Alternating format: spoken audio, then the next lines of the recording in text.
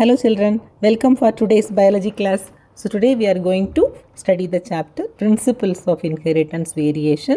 So mainly we are going to study the monohybrid cross. So first let us study regarding genetics. What is genetics? So genetics deals with the inheritance and variation of characters from parents to offspring. So inheritance here, this is the process where the characters are being passed from parent to progeny. Means why are you looking similar to your parents? Not exactly similar, the changes also there, but some of the features, no, it will be similar to your parents or your grandparents. So why is it like that? That is due to inheritance of characters from one generation to other generation. So during inheritance, so there may be some changes. The changes you call that as variation. And the degree of variation, mainly it is helpful for the particular species to survive in particular environment. Okay, so the variation, for causing of variation, different reasons are there. You studied in 11th, the crossing over during meiosis also, that is one reason for variation. So it is helpful in evolution also, and apart from that, it makes a particular species to survive better. So Gregor Joger Mendel, no, so he is known as father of genetics. So he conducted different experiments. So for 7 years, no, in God and Peace, and he put forward the laws of inheritance. So here during this time, no, so Mendel he conducted artificial pollination, that is no cross pollination. So in peas, the pea plants, no, they are always true breeding. True breeding means they are doing self-pollination. They are some type of cleistogamous flowers, that is closed flowers. So there is androecium and gynoecium, no, that is closed. So that's why they will do always self-pollination naturally. So Mendel selected 14, that is self-pollinating, that you call that as true breeding pea plants, he selected. Okay, so these characters, no, they were contrasting traits. So now let us study the 7 traits chosen by the Mendel, that is 14 different characters. No, so here among the height, when you see the height of the plant, tall and short, and the seed shape round and wrinkled, and seed color yellow green, and seed coat color, that is green and white, and pod shape, pod color, okay, flower position, like that he chosen 7 different traits. So these all are dominant traits, these all are recessive traits. Height, so that is determined by these 2 type of features, that is tall and short. The same way seed shape 2 types, round and wrinkled. Okay, so this one you have to remember children. Sometimes it can be asked in 2 mark questions also. Now let us come to monohybrid cross. Monohybrid cross means, no, so here only one character is considered while doing a cross. So here in the case of parent generation, so 2 characters they were chosen, that is no tall and dwarf. Tall plant and dwarf plant, actually as they are true breeding, no, so all the tall plants they were producing only tall offsprings, and all the dwarf, that is short plants, they were producing only dwarf offsprings. Okay, and these 2 were cross pollinated. Okay, you know the cross pollination. So first emasculation is done in one flower, and later after doing emasculation means removal of anther before maturation.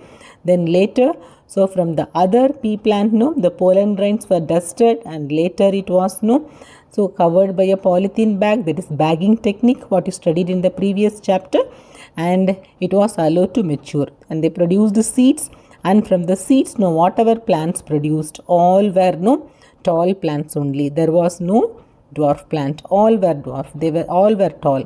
So there was no medium sized plant also. What he expected, so when he was doing cross pollination, the F1 generation, no, it may be of medium sized, but unexpectedly all were tall. Then he allowed this F1 generation for self pollination. When he has done self pollination, no, so here the F2 generation, it has been produced in the form of 3:1, means among the plants produced, so 75% no, they were of tall, and 25% of the plants they were dwarf. So when you observe the phenotypic ratio, phenotypic means phenotypic ratio means what is that? That is the phenotype is the physical feature. So the ratio produced by means of this is 3:1. That is 3 tall and 1 short. Can you see here? 3 tall and 1 short. Genotypic ratio, that is the genotype of the individual. What are the genes? They are determining the character. That is capital T 1, capital T small t 2, and small t 1. That is 1 is to 2 is to 1. That is F2 generation. Okay. So genotypic ratio of monohybrid cross is 1 is to 2 is to 1, and phenotypic ratio is 3 is to 1. Genotypic ratio 1 is to 2 is to 1. Phenotypic ratio is 3 is to 1. So now observations done by the Mendel. So Mendel, on the basis of this, he proposed some observations. On the basis he has come to some conclusions. So what were they? So he called all the thing, what mainly the characters. Some characters are being inherited from one generation to other generation through gametes, and he called that as factors. Now we call them as genes, but he called that as factors. And the genes, they are units of inheritance. So actually the genes which codes for a pair of contrasting traits are called as alleles. Means, for example, tall character, so that is capital T and small t, both of them they are alleles of each other, and they are slightly different forms of the same gene. Okay.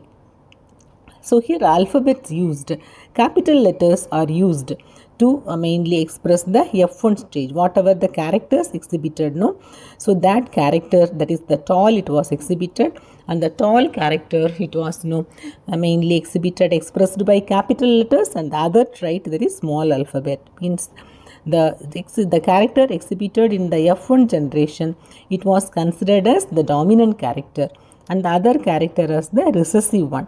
For recessive, we use small alphabet, and capital T is used for tall, and the small t, it is being used for dwarf.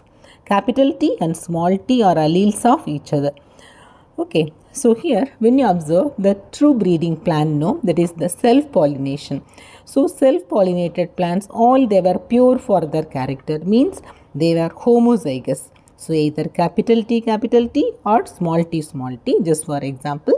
Okay, homozygous means the genes are identical, means homozygous. So here heterozygous, then they are of different, capital T, small t. So means two different are there, that you call that as allelic pair, that you call that as heterozygous. Okay, capital T, small t plant, that you call that as heterozygous.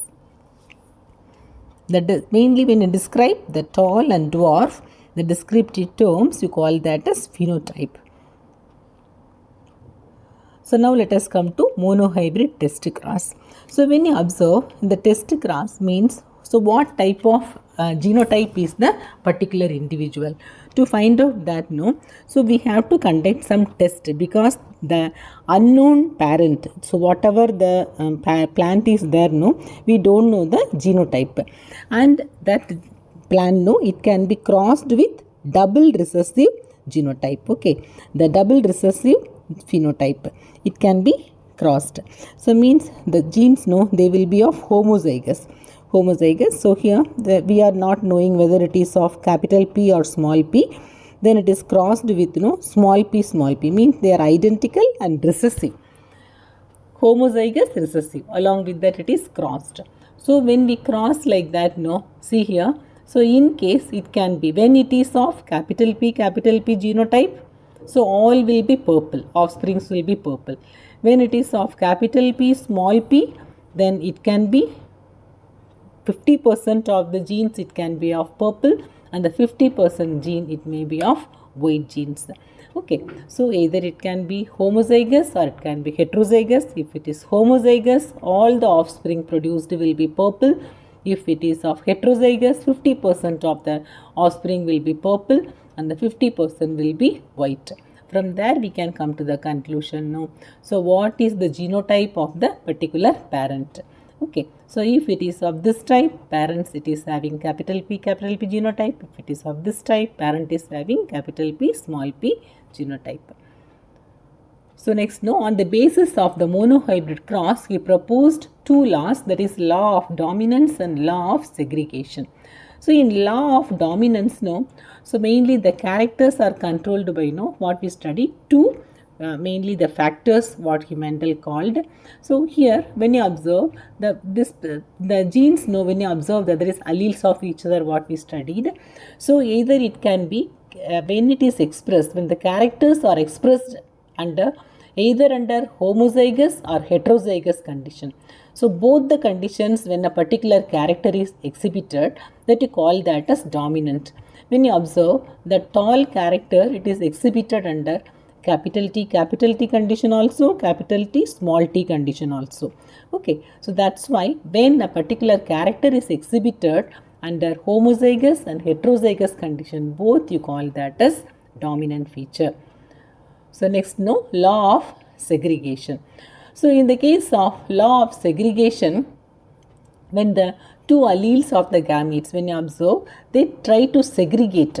So means during gamete formation, actually the plant, when they are having, no, either it is of capital T or it may be of capital T small t, and we studied regarding small t, either tall means it can be either homozygous or heterozygous.